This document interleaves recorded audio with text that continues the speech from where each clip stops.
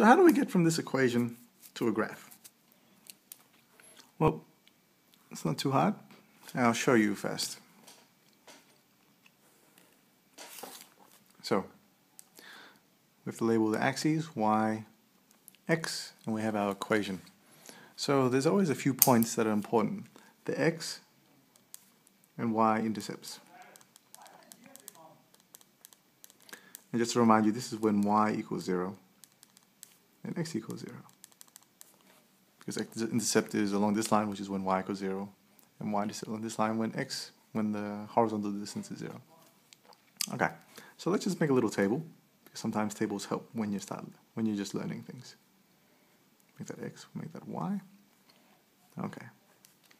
Now, when x equals 0, sub into here, y equals 2 times 0 plus 3, which equals 3. So along this axis, we can plot this point, 0, 3. Now we want when y equals 0.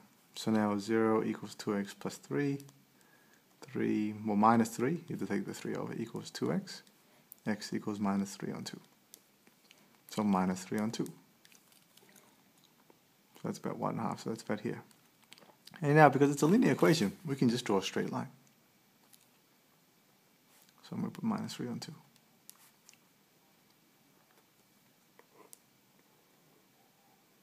Easy. That's our equation. Y equals 2x plus 3. What you always need to do is the x and y intercept, and then just to make sure you have enough information, like any other special points. For a line, those are the only 2 special points. Okay? So we'll try that one. Y equals, I'm going to keep using fractions until you guys get comfortable with it, plus 1 on 5. Okay? So we'll draw this down here.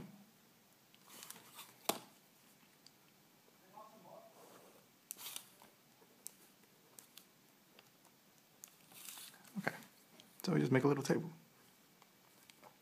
X, y. We want when x equals 0, what does y equal? Well, we get 4 on 5 times 0, which is 0, plus 1 on 5, so it's 1 on 5. When y equals 0, what happens? 0 equals 4 on 5x plus 1 on 5 minus 1 on 5 equals 4 on 5x. Now we can cancel out the 5s. Oh, well, let's take this 5 over. So it's a divided by 5 becomes a multiplied by 5, becomes minus 5 on 5, which equals minus 1, equals 4x. I'll take this 4 over, minus 1 on 4 equals x. Okay, so we're going up. Let's say this is 1 on 5. We're going backwards. Let's say this is minus 1 on 4. So again, we get another graph that looks pretty much the same as the original graph. Okay? Because they're both positive gradients. Now if I was to change this and make this a minus, I can tell you it's going to look like this. Because now I know the gradient is minus 4 on 5. It's going to be the opposite. And y, when x equals 0, y is still 1 on 5. So you don't need to know how to do this, but I'm just showing you another way to do things. This negative gradient is going to go this way, negative 4 on 5. As x gets bigger, y gets smaller.